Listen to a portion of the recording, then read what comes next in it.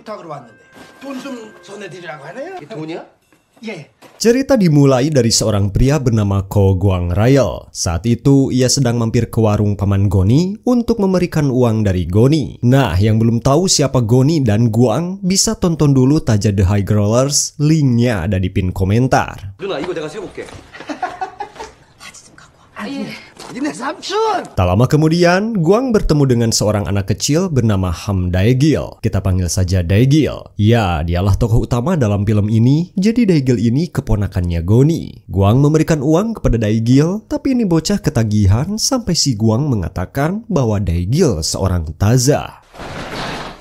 너 고니 조카지? 그지? 자, 삼촌이. 너 이름이 뭐야? 그때부터 함대기 됐어요. 요거는 공부 열심히 하라고. 다음에 또 보자. 감사합니다. 이 자식은 완전 타짤세. 근데 타짜가 뭐예요? Keesokan harinya, setelah pulang sekolah, Daegil terlihat asik bermain kartu bersama teman-temannya. Awalnya, permainan berjalan biasa saja, namun karena hari sudah semakin sore, Daegil menaikkan taruhannya. 엄마가 부르시게 했는데 크게 가지? 천장 더! 받고! Hal ini membuat lawannya terdesak hingga harus meminjam beberapa kartu dari temannya yang lain. Saat kartu dibuka, lawannya mendapat kartu yang dianggap kuat, yaitu robot. Sementara Daegil mendapatkan kartu kosmos dan air. Lawannya yang belum menyadari aturan permainan menertawakan Daegil, menganggapnya terlalu bodoh. Ia merasa sudah pasti menang. 로봇 땡! 깨 우주랑 물밖에 없는데 감사합니다! 우리 로봇을 이기지 아마? Namun, tepat ketika ia hendak mengambil semua kartu taruhan, Daegil dengan tenang berkata, air bisa mengalahkan robot. Eta si karakterna aya kesangan, cenah.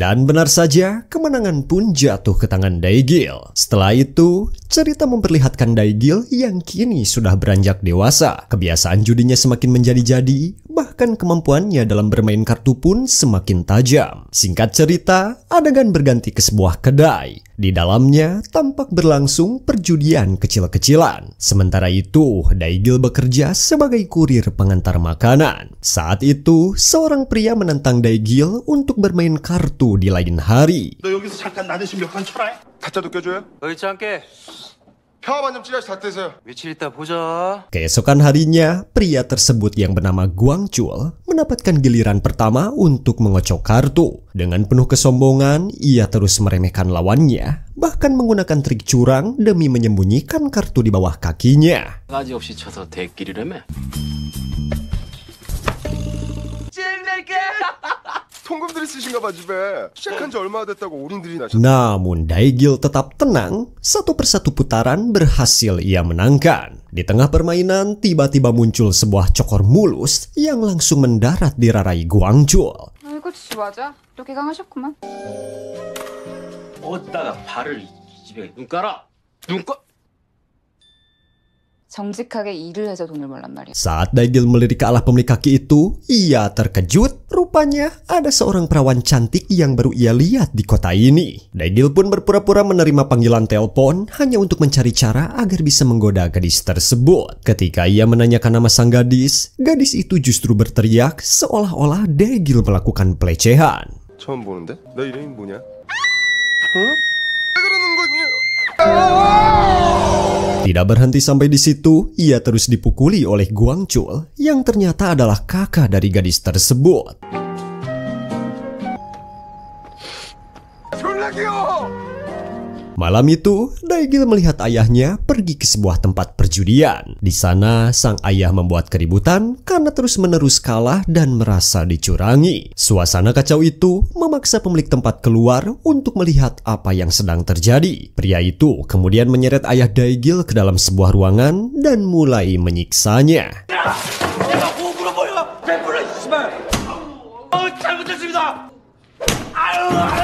Dengan dingin, ia memaksa ayah Daegil untuk melepaskan semua pakaiannya sambil menerima panggilan telepon. Sebelum pergi, ia menyuruh anak buahnya untuk memotret keadaan ayah Daegil sebagai bentuk penghinaan. Namun, tepat ketika anak buah itu hendak mengambil foto, Daegil muncul dari belakang dan memukulnya hingga tak sadarkan diri. 하나, 둘.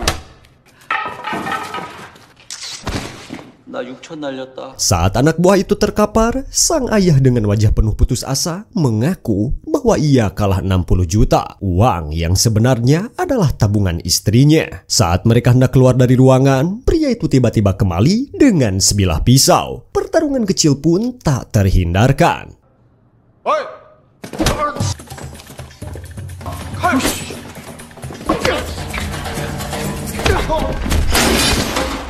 Oh iya guys, jadi nama pria ini tuh si Ghost. Dalam kekacauan itu, pisau justru berbalik menusuk perut si Ghost hingga ia terkapar. Malam yang sama, ibu Daigil menyuruhnya untuk segera pergi meninggalkan kota itu. Namun sebelum benar-benar pergi, Daigil menyempatkan diri untuk bertemu gadis cantik yang sebelumnya menarik perhatiannya. Gadis itu akhirnya memperkenalkan diri, namanya Humina, adik dari Guangchul, orang yang pernah menendang wajah Daigil. Setelah tahu namanya, Daigil memberanikan diri mengungkapkan perasaannya. Ia berkata bahwa ia akan meninggalkan kota ini, tapi berjanji akan kembali suatu hari nanti, saat ia sudah merasa cukup pantas untuk berdiri di hadapan Mina. 좀 볼만할 거야. 좋은 쪽으로. 여기 아니다. 이렇게 귀엽네. 너 너무 귀여워. Singkat cerita, Daigil memutuskan pergi ke Seoul. Di sana, ia bertemu dengan sahabat lamanya Charlie yang kini sudah sukses besar lewat perjudian di distrik Gangnam. Charlie mengingatkan bahwa dunia judi di tempat itu sangat brutal, penuh tipu muslihat dan bahaya. Namun, Daigil dengan percaya diri mengatakan bahwa dengan kemampuannya, ia yakin bisa sukses. Bahkan bermimpi suatu hari akan melihat gedung megah yang ia lihat sepanjang perjalanan menuju kota. Untuk sementara, Daigil menyewa sebuah kamar di motel sederhana menggunakan uang yang diberikan ibunya. Di dalam kamar itu, ia melihat sebuah tulisan di dinding, pindah tahun depan. Kalimat sederhana itu justru ia jadikan motivasi, seolah-olah dirinya juga harus segera berubah dan pindah menuju kehidupan yang lebih baik. Malam itu, Daigil tak membuang waktu. Ia terus berlatih mengasah kemampuannya bermain kartu sampai-sampai kartunya bisa menancap di plafon kamar.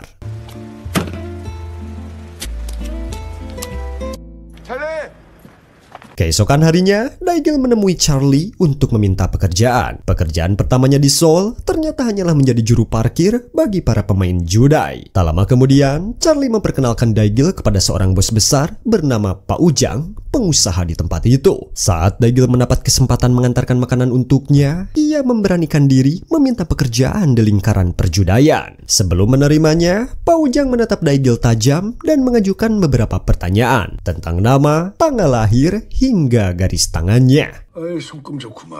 한문재길. 저 여기서 일하고 싶습니다. 의리하고 복수에 강해. Dari situlah Pak Ujang menilai bahwa Daigil adalah sosok yang memiliki sifat setia kawan, sesuatu yang jarang ada di dunia perjudaian yang penuh pengkhianatan. Sebelum resmi bekerja sebagai seorang pelayan, Daigil meminta Charlie untuk mengajaknya berkeliling. Di sana, ia diperkenalkan dengan kepala keamanan bernama Shin, sosok tegas yang menjaga ketat setiap aktivitas di tempat itu. Lalu, adegan berpindah ke seorang inspektur kepolisian yang berniat melakukan pengecekan ke lokasi perjudaian tersebut. Namun, tiba-tiba, seorang wanita menjatuhkan bungkus rokok di depannya. Saat inspektur mengangkatnya, ternyata di dalamnya berisi uang suap, sebuah isyarat tutup mulut. Wanita itu dikenal dengan sebutan Madam Kecil, seorang rentenir yang kerap meminjamkan uang dengan bunga berlipat-lipat kepada para penjudai. 또 보안이 생명이잖아요. 담배 딸 테인 것 같은데. 저 여자는 작은 마담. 대답이 맞네.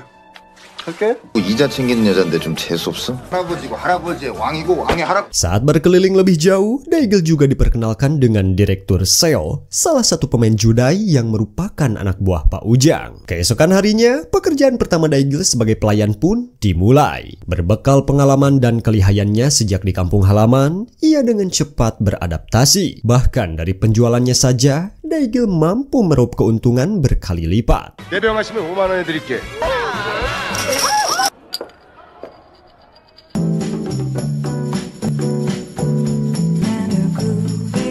Di tengah hiruk-pikuk itu, muncul seorang wanita cantik nan seksi mengenakan jaket merah. Kehadirannya seketika membuat seluruh ruangan Hokchai dan terdiam, terpaku menatapnya.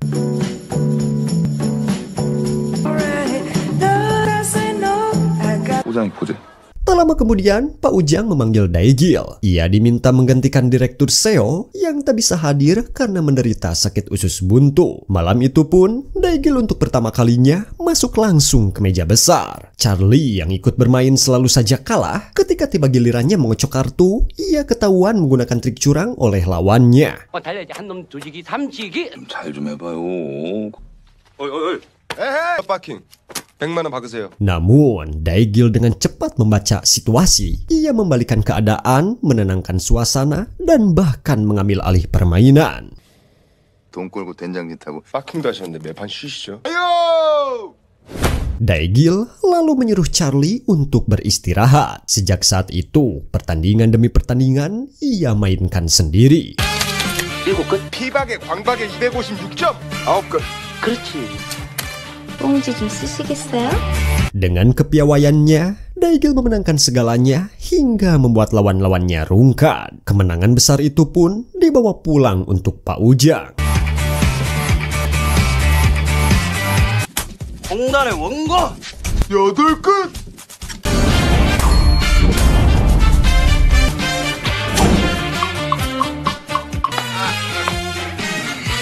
Dari situlah, Daegil mendapat tempat istimewa di mata sang bos. Sayangnya, perlakuan spesial itu membuat Charlie merasa diabaikan. Ia mulai diliputi rasa iri karena dirinya yang dulu begitu dekat dengan Pak Ujang, kini perlahan tersingkir oleh kehadiran Daegil.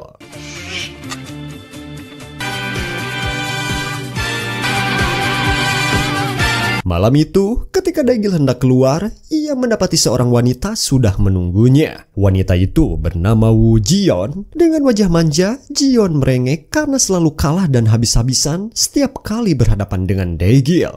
Mengetahui bahwa Daegil adalah seorang taja, Jion pun meminta dia untuk mengajarkannya bermain hwatu. Di bawah pengaruh kawa-kawa, Daegil pun luluh. Ia mulai mengajarkan Jion trik-trik permainan. Dalam obrolan mereka, Jion dengan polos mengaku bahwa ia tidak memiliki pasangan. Mendengar pengakuan itu, Daegil tidak banyak cincong dan langsung menggadabahnya.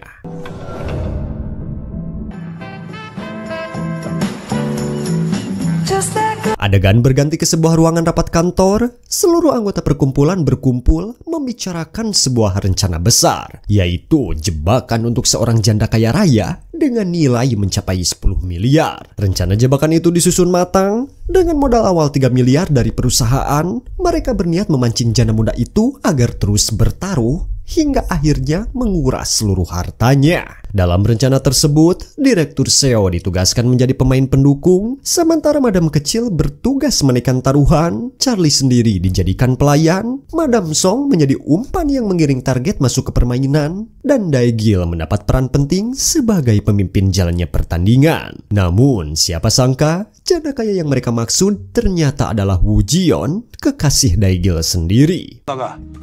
막판 한 번에.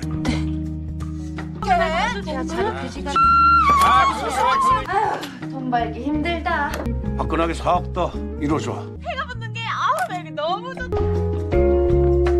Permainan itu tidak berjalan seperti rencana. Bukannya untung, mereka malah mengalami kerugian besar. Modal yang digelontarkan habis sia-sia hingga membuat Pak Ujang terancam bangkrut. Dengan sisa modal terakhir, Daegil diam-diam menemui Jion. Ia memperingatkan agar Jion jangan pernah datang lagi ke tempat itu. Ia menjelaskan bahwa semua permainan hanyalah jebakan, sengaja dibiarkan kalah agar perlahan bisa menguras seluruh uangnya sampai habis. Namun, nasihat itu tak digubris. Jion kembali muncul ke meja judi dan kesempatan itu segera dimanfaatkan oleh kelompok Pak Ujang. 가보자.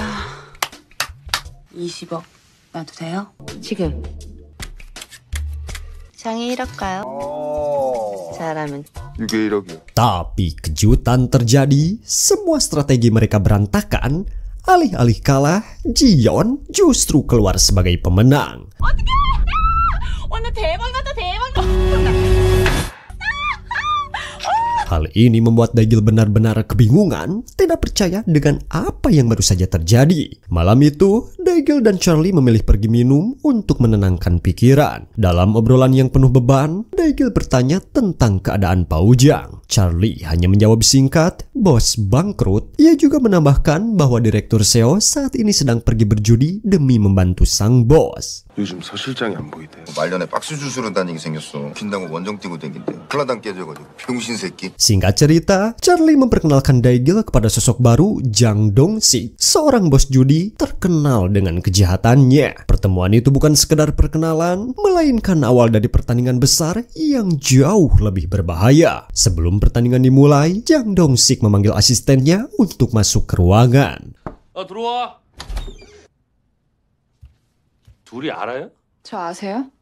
Saat melihat siapa yang datang, Daegil terperanjat. Wanita itu adalah Humina, gadis yang dulu ia lamar di kampung halamannya. Karena keduanya tidak membawa cukup uang, pertandingan kali ini dilakukan dengan sistem taruhan berdasarkan poin kemenangan. Daegil sama sekali tidak menyadari bahwa ada rencana busuk lain yang sudah disiapkan oleh Charlie bersama Dong-sik. 상한선은? 그게 뭔데요? 아이고 젊은 분이 아주. 아이씨. 와. Awalnya permainan berjalan mulus, Daegil bahkan memimpin jalannya pertandingan. Namun di tengah permainan, Dong-sik menggunakan trik licik. Ia mengalihkan perhatian dengan kentut bau runtah. 아니 똥 싸신 거 아니에요? Lalu dengan santai, ia menyuruh Mina membuka jendela. Pada saat itulah, tanpa sadar, pandangan Daegil teralihkan ke arah Mina. Dalam sekejap, kesempatan itu digunakan Charlie dan Dong-sik untuk menukar semua kartu permainan. Situasi pun langsung berbalik. Permainan yang tadinya dikuasai Daegil berubah menjadi kekalahan telak. 어이쿠. 똥 흔들면 내배라 그랬죠?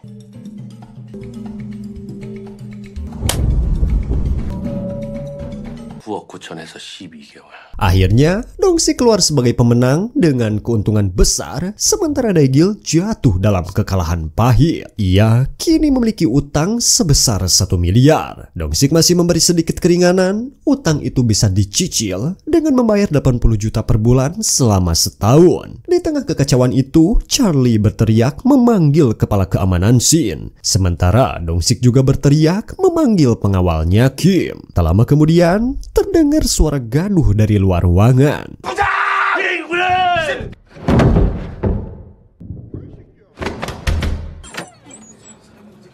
Saat pintu terbuka, terlihat Shin sudah terkapar tak sadarkan diri. Anjir, jangkung padag eleh kuno letik. Adegan lalu memperlihatkan Dong-sik bersama Pak Ujang. Dengan wajah penuh kemenangan, Dong-sik berkata bahwa ia akan menguras habis Daegil. Ia menuduh Daegil bersekongkol dengan Jion untuk membuat Pak Ujang bangkrut. Tragisnya lagi, Daegil tidak tahu bahwa semua ini sebenarnya hanyalah sebuah konspirasi. Sebuah jebakan besar yang melibatkan Direktur Seo, Madam Kecil, dan bahkan Charlie sahabatnya sendiri. Malam itu, Daegil dikejar sekelompok orang tak dikenal.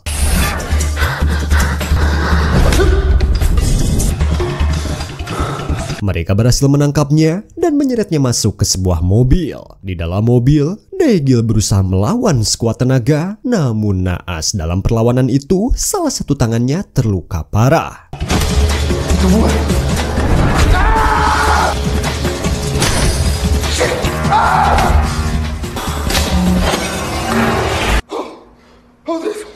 Ketika ia terbangun, tubuhnya sudah babak belur. Lebih mengejutkan lagi, ia mendapati salah satu ginjalnya telah diambil. Dalam kondisi lemah, tiba-tiba Dong-sik muncul. Dengan senyum liciknya, ia berkata, "Apartemenmu, saldo rekeningmu, bahkan ginjalmu, itu semua cukup untuk menutup 2 bulan hutangmu." Setelah itu, Dong-sik pergi meninggalkannya begitu saja.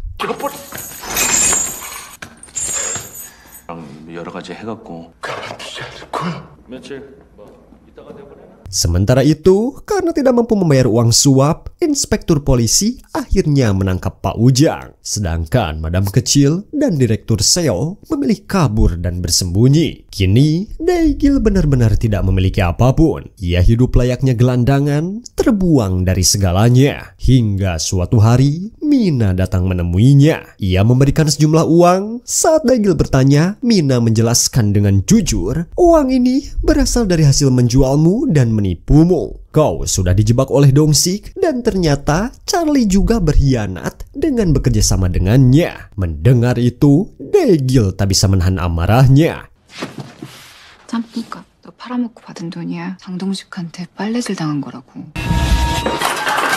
Ia ingin segera mencari Charlie untuk menuntut balas. Namun Mina mencegahnya. Ia memohon agar Daegil melarikan diri saja. Mina tidak ingin pria yang dulu pernah melamarnya mati begitu saja. Dengan mata yang masih merah dan penuh dendam, Daegil berkata, kalau begitu, kalau kau sudah menyelamatkan nyawaku, maka mulai sekarang nyawa ini adalah milikmu. 내가 네 목숨 살린 거다. 죽는 거 뻔히 보이잖아. 목숨 살린 거면 네 거다. Singkat cerita, Daegil sampai di sebuah tempat perjudian kecil. Ia mencoba peruntungannya dengan bermain curang. Namun, kecurangannya langsung terbongkar.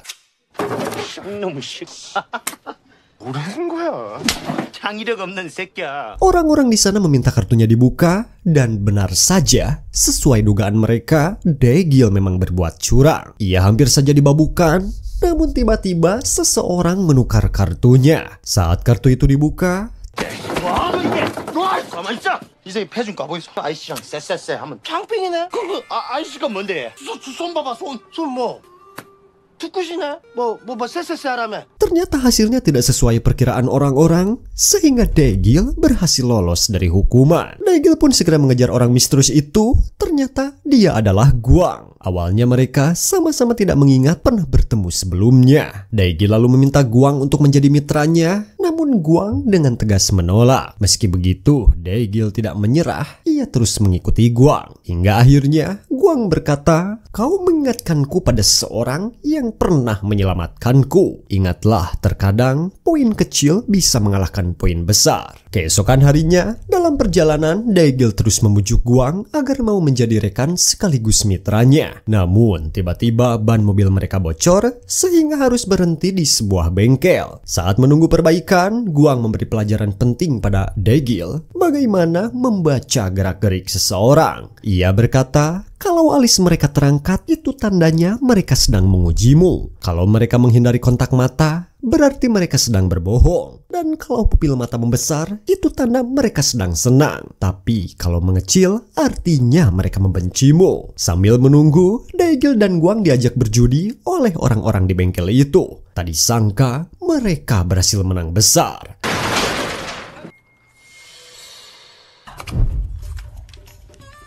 요즘에 여기 가서 왜 이렇게 하고 왜? 아이 그래서 두병이에요 두병 8대. 잠깐. 9땡이요? Karena penasaran, para penjudi di sana menantang mereka lagi untuk bertarung dalam permainan yang lebih besar keesokan harinya. Keesokan harinya, Daegil dan Guang kembali ke tempat itu, namun rupanya kursi permainan sudah diatur oleh lawan. 많이 챙겨오세요. 자리 비켜드릴까?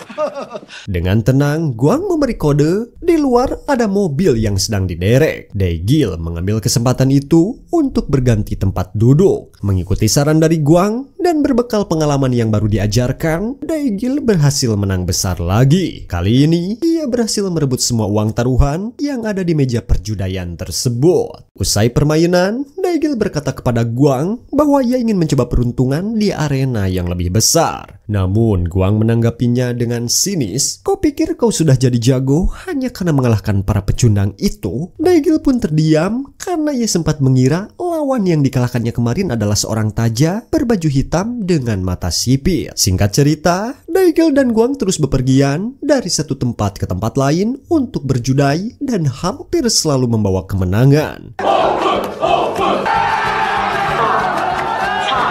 Hingga suatu malam ketika hendak pulang, Daegil melihat Charlie sedang dipukuli segerombolan orang. Ia pun segera menghampiri dan bertanya, "Kenapa kau menjualku kepada Dongsi?" Charlie yang babak belur menjawab, "Karena kau bisa main, bos hanya memperhatikanmu. Dan kau harus tahu, para bawahan Pak Ujang itu sebenarnya bukan menjebak Jion. Mereka justru menjebak Pak Ujang sendiri." Dan ya guys, setelah itu Charlie juga mengungkapkan kebenaran lain. Mina telah dijual dan itu terjadi karena dirinya. Mendengar hal tersebut, Daegil merasa terpukul dan memutuskan untuk bergerak sendirian. Ia bertekad menyelamatkan Mina dari markas Ghost. Namun syaratnya tidak mudah. Daegil harus berjudi melawan Mina sendiri. Aturannya jelas, jika Daegil menang, ia boleh membawa Mina pergi. Tapi jika kalah, ia harus memotong tangannya sendiri.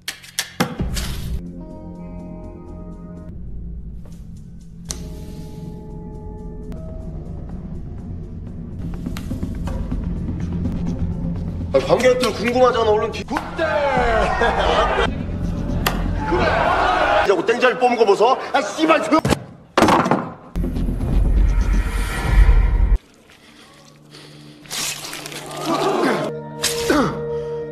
잘 놀았다. 실내는 금연인가 뭐. Singkat cerita, Daegil berhasil memenangkan permainan itu. Hutang Mina pun resmi lunas, meski tangannya terluka parah akibat aturan taruhan. Namun sebelum mereka sempat pergi, Ghost menahan Daegil.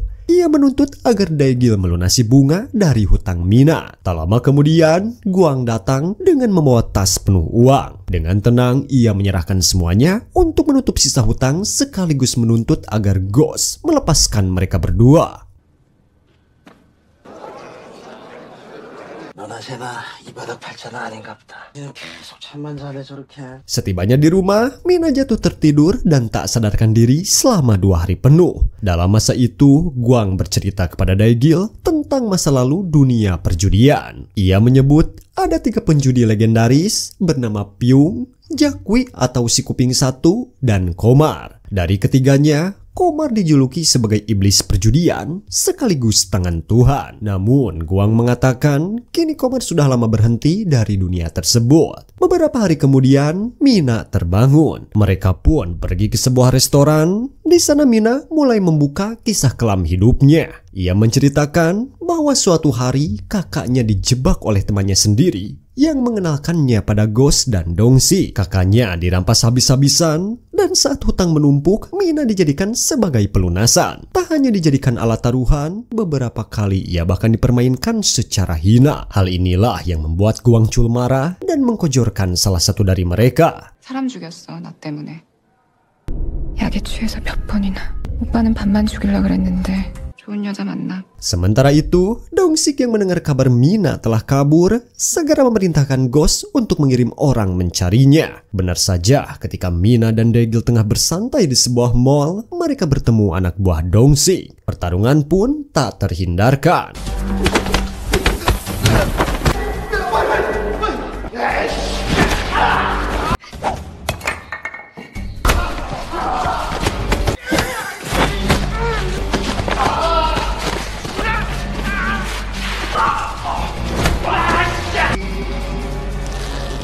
Hingga pada akhirnya Guang tewas bersama salah satu anak buah Dongsik.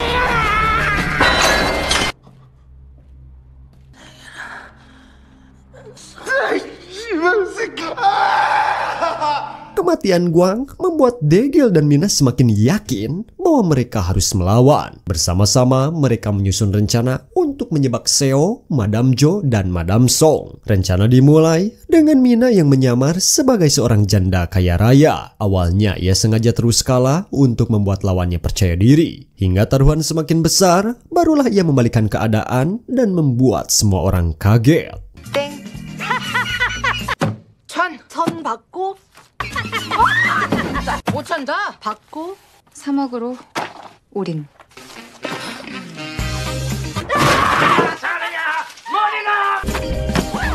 코치예요. 자, 다음 씬 넘어갑시다. Berikutnya giliran Seo. Saat permainan akan dimulai, Seo mencoba curang dengan menukar kartunya dengan kartu yang sudah ia siapkan sebelumnya. Namun ia tak tahu bahwa kartunya telah lebih dulu diganti oleh tim Daegil. Hasilnya Seo kalah telak dan terjerat hutang dalam jumlah yang sangat besar. 두고? 끝났어? 광 4점? 26억 8,800만 원. 제가 오늘은 삼촌 돈으로 치는 거라서요. 속마담은 살 좀 빠졌네. 26억 8,800만 원이요. Dan dibalik semua ini, ternyata ada sosok Pak Ujang. Dialah yang sejak awal sudah diberitahu oleh Daegil tentang rencana tersebut karena dulu Pak Ujang sendiri pernah ditipu oleh mereka bertiga. 착하게 사세요.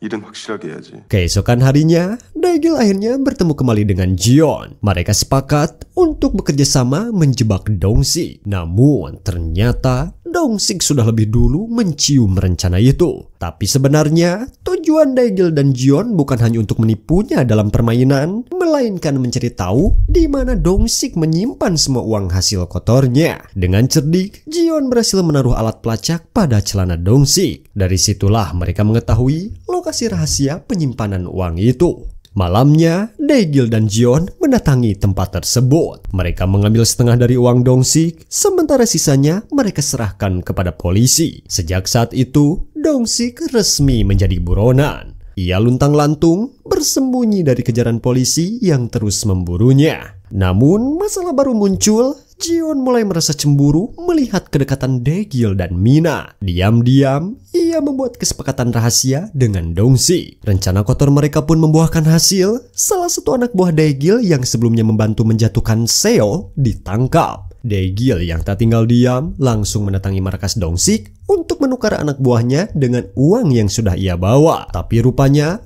Dong-sik berkhianat.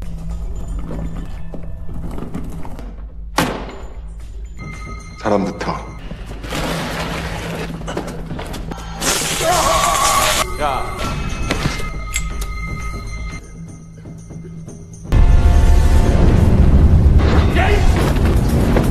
Ia pun membakar koper penuh uang itu yang ternyata hanyalah uang palsu. Namun, keadaan berbalik begitu cepat. Saat mereka mengira sudah berhasil kabur, Dong-sik tiba-tiba muncul dari arah samping dengan mobilnya, menabrak kendaraan Daegil dengan kecepatan penuh. Kecelakaan itu membuat Mina keguguran, sementara Dong-sik dengan bengis mengambil semua uang yang tersisa dari mobil mereka. Malam harinya, Dong-sik berniat kabur ke luar negeri bersama Jion. Namun, ia justru dikhianati. Jion ternyata sudah lebih dulu bekerja sama dengan Ghost.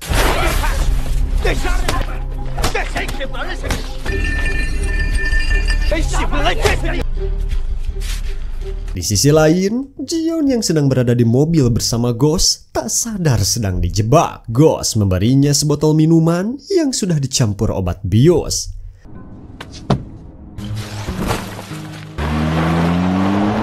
Sementara itu, Shin berpindah ke rumah sakit. Mina terbaring lemah pasca keguguran. Rasa sakit dan dendam kini menguasai Daegil. Ia pun bertekad mencari koper berisi uang yang sebelumnya dibawa Dong-sik. Namun kenyataannya, koper itu sudah lebih dulu dikuasai Ghost dan akhirnya diserahkan kepada pamannya, yaitu Komar, sang legenda perjudian yang dulu dijuluki iblis perjudian sekaligus tangan Tuhan. Saat Komar tengah memeriksa isi koper, Daegil bersama Gwangchul tiba-tiba datang. Komar bertanya dengan dingin, "Untuk apa kau kesini?" Dengan tatapan membara, Daegil menjawab, "Aku datang untuk membunuh Dong-sik." Tak lama kemudian, Dong-sik pun muncul menuntut kembali uangnya dari Komar. Situasi semakin panas hingga akhirnya Komar memberikan jalan keluar. Masalah ini hanya bisa diselesaikan lewat satu cara, yaitu perjudian.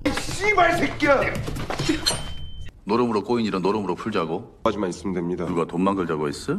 오링난 놈 죽이든 살리든. Tapi kali ini bukan sekedar uang yang dipertaruhkan, melainkan nyawa. Lalu Dong-sik mengambil uang dari Jion dan memaksa Jion untuk ikut ke dalam permainan mereka. Di hari penentuan, semua orang telah tiba Daegil datang bersama Mina ditemani Gwangchul sebagai pengawal. Sementara itu, Dong-sik muncul bersama Jion. Sebelum permainan dimulai, ada satu syarat yang harus dipenuhi. Mereka hanya boleh menggunakan satu tangan dan tanpa mengenakan pakaian. Semua menyetujui aturan itu, lalu perjudian pun dimulai. Sejak awal, Dong-sik terus saja meraih kemenangan. Hal ini membuat Daegil mulai curiga. Ia meminta Dong-sik melepas kacamatannya, namun Dong-sik justru memasang taruhan gila. Kacamatannya itu hanya akan dilepas jika ia kalah. Permainan semakin panas saat Daegil sedang membagikan kartu. Mina dimintanya untuk menyalakan rokok, lalu diam-diam Daegil menyelipkan kartu di celana dalam Mina.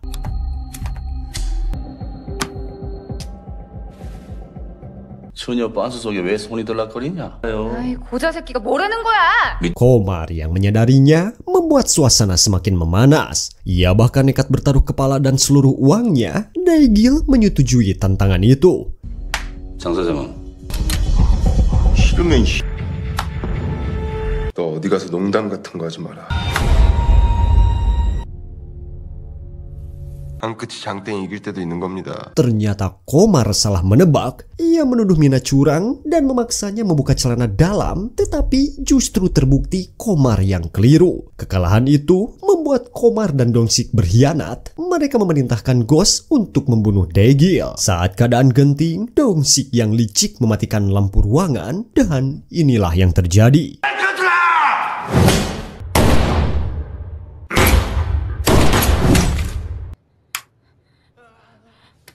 Saat lampu kembali menyala, terlihat Dong-sik sudah tergeletak mengenaskan ditembak oleh Gwangchul. Pertandingan pun berakhir. Daegil, Mina, dan Gwangchul segera meninggalkan tempat itu. Namun di luar, Mina menyadari bahwa perut Gwangchul terluka. Tiba-tiba dengan sigap, Gwangchul menodongkan pistol ke arah Mina, lalu kabur membawa seluruh uang hasil judai.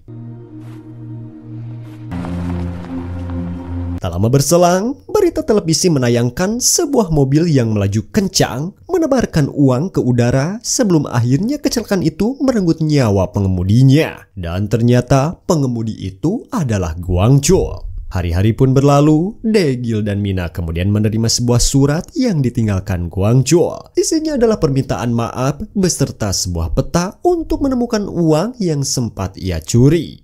우리를 보호하기 위한 죽기 전에 쓴 편지가 도착했다. 작은 선물이 있다. 예전에 집을 떠나 Di akhir film, Daegil dan Mina memutuskan meninggalkan dunia judi. Mereka berangkat ke Cianjur untuk memulai kehidupan baru. Saat akan meninggalkan tempat itu, Daegil membuang kartu-kartu judi miliknya seolah mengakhiri masa lalunya.